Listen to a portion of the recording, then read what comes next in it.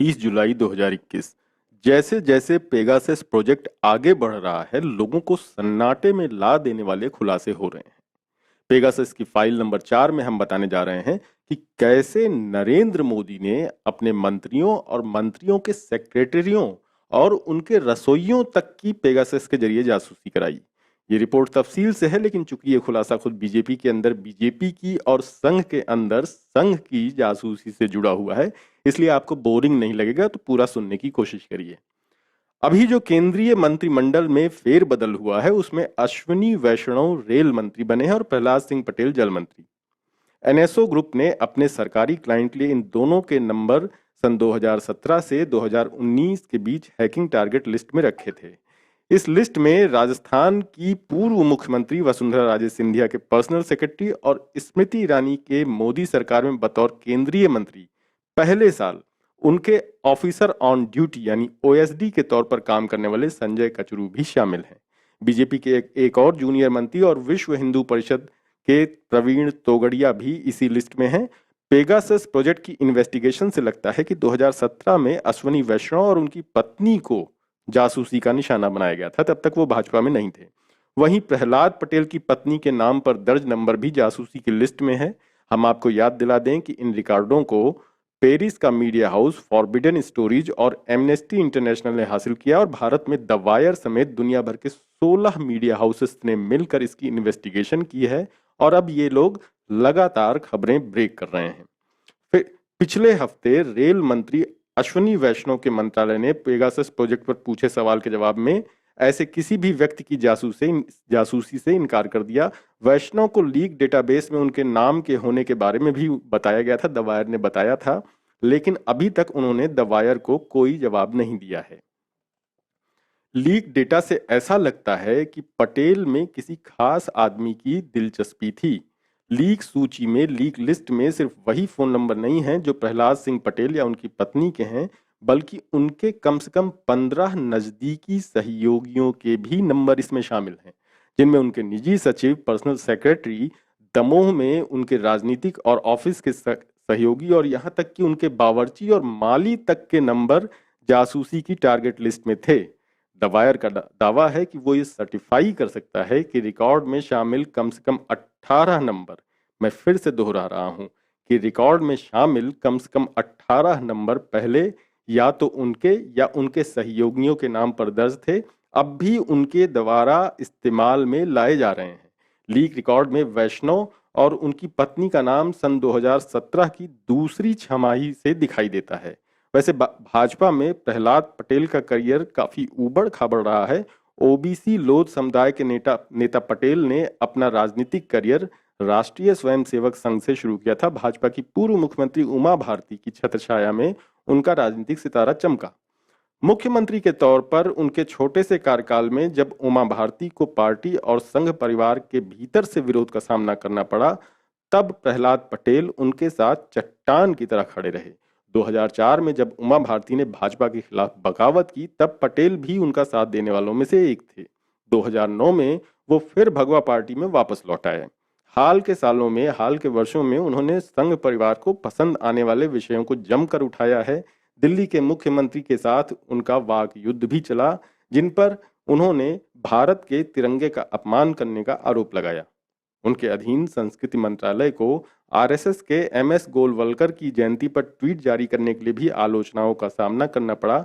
मध्य प्रदेश में वो बीजेपी के भीतर शिवराज चौहान के सबसे बड़े विरोधियों में गिने जाते हैं और उन्होंने नेता के तौर पर अपनी स्वतंत्र पहचान गढ़ने की कोशिश की है। इसलिए जब उनसे राज्य मंत्री का स्वतंत्र प्रभार छीना गया, तब कई लोगों को काफी हैरानी भी हुई। जासूसी के लिए चुने गए उनके सहयोगियों में उनके निजी सचिव, उनके पर्सनल सेक्रेटरी आलोक मोहन नायक, राजकुमार सिंह और आदित्य जाचक हैं। उनके मीडिया सलाहकार नितिन त्रिपाठी हैं।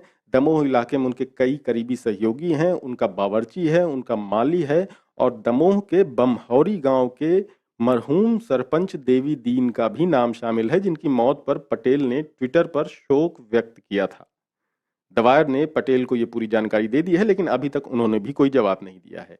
पटेल के मामले में उनका और उनके सहयोगियों का फोन नंबर जासूसी के टारगेट के तौर पर 2019 के बीच में चुना गया था। इससे कुछ दिन पहले ही उनके बेटे प्रबल पटेल और उनके भतीजे यानी नरसिंहपुर के विधायक जो हैं जालम सिंह पटेल के बेटे, उनके बेटे मोनू पटेल को, इन दोनों को हत्या की कोशिश के आरोपों में गिरफ्तार किया गया था। उनके बेटे और भतीजे पर एक बहस के बाद नरसिंहपुर के गोटे गांव में एक समूह पर हमले का नेतृत्व करने का आरोप था। इस घटना में 4 लोग गंभीर तरीके से जख्मी हो गए थे, जबकि प्रबल पटेल 26 को 19 प्रबल पटेल 19 जून 2019 को गिरफ्तार कर लिया गया था। उनका भतीजा फरार था। लगभग 2 महीने तक जेल में रहने के बाद मध्य प्रदेश हाईकोर्ट ने प्रबल पटेल को 21 अगस्त 2019 को जमानत दे दी।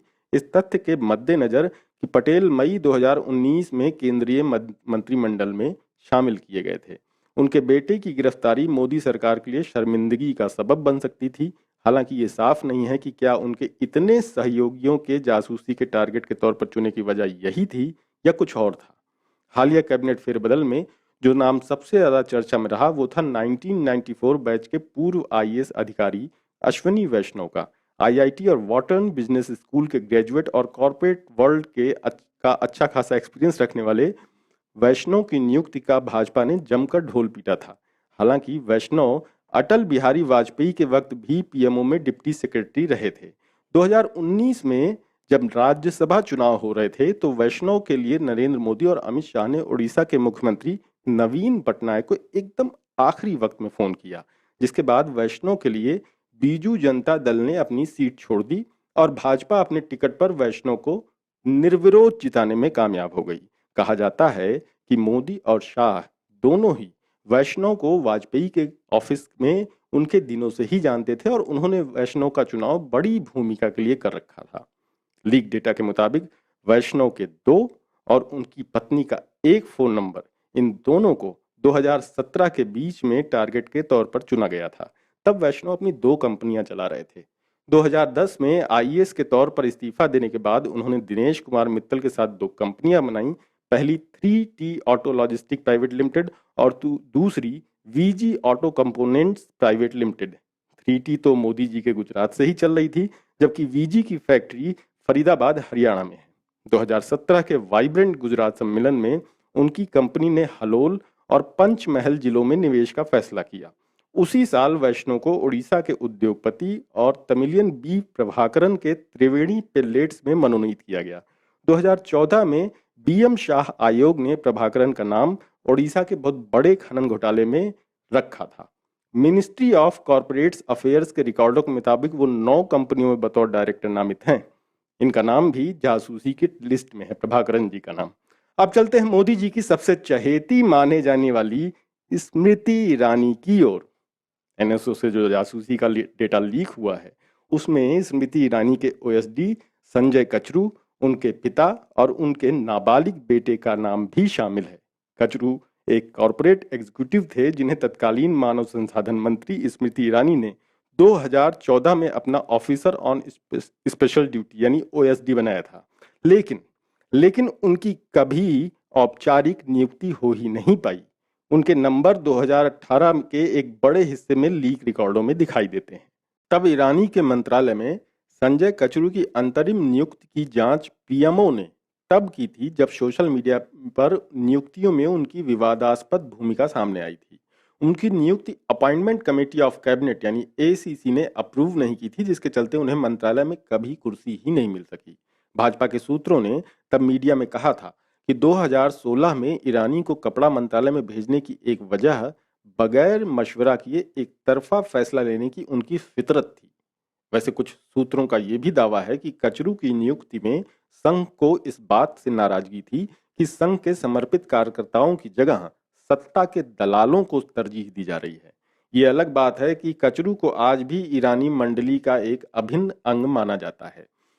स्मृति ईरानी की ओर से चलते हैं राष्ट्रीय स्वयंसेवक संघ की ओर। मोदी जी ने तो संघ को भी नहीं छोड़ा, उसकी भी जासूसी कराई।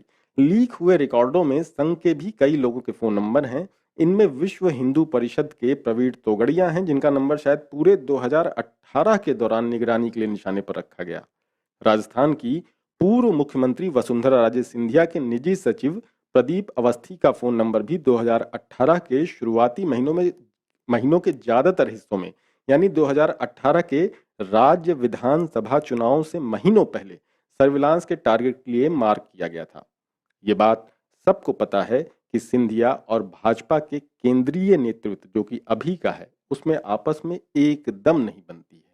2018 के विधानसभा चुनाव से पहले केंद्रीय नेतृत्व के साथ उनका मनमुटाव उजागर हो गया था। भाजपा की राज्य इकाई बटी हुई थी, सिंधिया के खिलाफ एंटी इनकम्बेंसी काफी ज्यादा थी और केंद्रीय नेतृत्व इस बात को लेकर असमंजस में था कि हमेशा बागी रहने को तैयार सिंधिया को मुख्यमंत्री के चेहरे के तौर पर पेश किया जाए या न पेश किया जाए। आखिरकार उन्हें पार्टी के मुख्यमंत्री के चेहरे के तौर पर पेश किया गया, लेकिन लेकिन तब अध्यक्ष थे अमित शाह और वो उनका प्रचार करने ज्यादा गए ही नहीं।